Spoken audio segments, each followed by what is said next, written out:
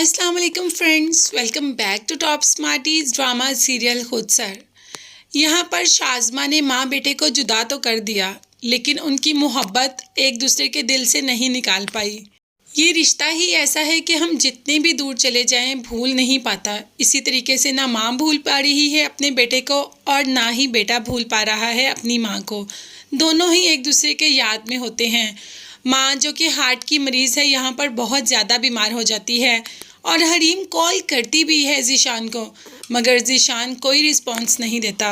मामू जब बहन का हाल पूछने के लिए आते हैं तो बहन की ये हालत देखते हैं और जब उन्हें पता चलता है कि शाज़मा ने जुदा कर दिया ज़ीशान को तो सीधा फ़ोन कर देते हैं उसके बाप को और कहते हैं कि ये तरबियत की है तुमने अपनी बेटी की, वो अपने शौहर को लेकर यहाँ से चली गई और मेरी आपा की हालत देखी है, हार्ट की वो मरीज़ हैं। यहाँ पर बाप भी अपनी बेटी पर भड़कना शुरू हो गया कि आखिर शाज़मा चाहती क्या है, वो घर को जोड़कर क्यों नहीं रख सकती, वो हमेशा घर में दरार क्यों डालती है। बाप माँ से बोल तो रहा है लेकिन सब जानते हैं कि शाज़मा किसी की नहीं सुनती। शाज़मा सिर्फ और सिर्फ अपनी ही सुनती है। उसे किसी चीज़ से गर्ज नहीं कि कोई बीमार है या कोई कहीं जा रहा है। उसे तो सिर्फ और सिर्फ अपनी अना और अपनी ज़िद ही अजीज़ है। कभी रिश्तों को जोड़कर उसने रखा ही नहीं, या शायद उसकी माँ के बेजा लाड प्यार ने उसको बिगाड़ कर रख दिया, इसीलिए तो शौहर का भी ज़रा लिहाज नहीं उसको। ज़ीशान ने उसको इतनी बार कहा कि थोड़ा सा हाथ रोक के हट जा करो, लेकिन शाज़मा उतना ही उजाड़ती जा रही है। कभी दोस्तों को घर बुला लेती है तो कभी उससे पूछे बगैर काम वाली रख लेती है। हर काम के लिए काम वाली रखी है। और जब ज़ीशान ने कुछ कहा तो शाज़मा आगे से बोलना शुरू हो गई कि मामू ने फ़ोन करके मेरे बाबा को इतनी ज़्यादा सुनाई। मामू का क्या हक बनता है कि वो मेरे बाप को सुनाए, और डांट मुझे पड़ रही है। हर कोई मुझे ही कसूरवार क्यों समझ रहा है, हालांकि खाला ने खुद हमें घर से निकाला। मैं तो उस घर से आने के लिए तैयार भी नहीं थी। मैं तो आपकी रज़ा में राज़ी हो गई और उस घर में रहने के लिए तैयार भी हो गई, लेकिन खाला ने खुद निकाला और इल्ज़ाम सारे हम पे डाल रहे हैं। अब वो घर हमारा है और हम कब तक रेंट वाले घर में रहते रहेंगे। आप वहाँ से हिस्सा लें, हम अपना घर खरीदते हैं। तो ज़ीशान भी ये सोचने पर मजबूर हो गया कि आखिर शाज़मा सही कह रही है, मुझे वाकई ही उस घर से अपना हिस्सा ले लेना चाहिए।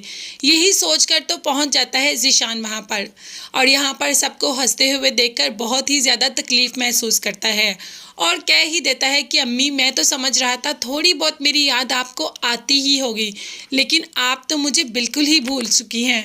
ज़ीशान को क्या पता कि माँ इतनी ज़्यादा बीमार रही और डॉक्टर ने कहा है कि माँ को किसी किस्म की परेशानी ना हो, इसीलिए तो आफ़ान उनको खुश रखने की कोशिश कर रहा है। लेकिन ये ज़ीशान को इन बातों से कोई मतलब नहीं, वो तो पूरी की पूरी शाज़मा की ज़ुबान बोलता है। यहाँ पर आफ़ान ने कह दिया कि ठीक है, हम खुश हैं, तुम भी तो अपनी लाइफ में खुश हो और क्या करने आए हो यहाँ पर। जिस पर ज़ीशान बहुत ज़्यादा गुस्से में होता है। उसे ये भी एहसास नहीं कि उसकी माँ हार्ट की मरीज़ है, तो सीधा कह देता है कि मैं चाहता हूँ कि आप मुझे मेरा हिस्सा इस घर से दे दें।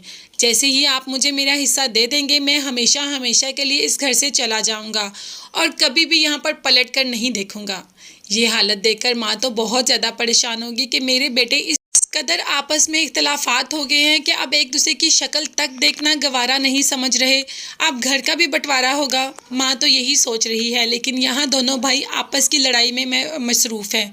यहाँ पर ज़ीशान अपनी बीवी की ज़ुबान बोल रहा है और अफ़ान अपनी माँ को खुश रखने की कोशिश कर रहा है।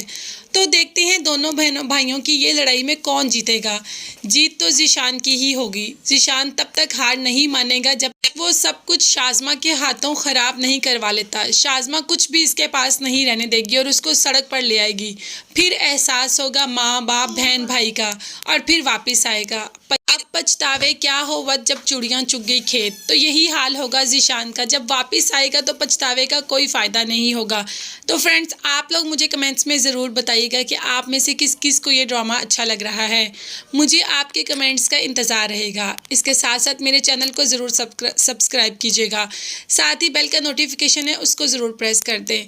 इससे ये होगा कि मेरी हर नई आने वाली वीडियो आप तक बआसानी पहुँच सकेगी। अपना बहुत ज़्यादा ख्याल रखिएगा और मुझे भी दुआ में याद रखिएगा। नेक्स्ट वीडियोस तक के लिए अल्लाह हाफिज़, बाय बाय, टेक केयर।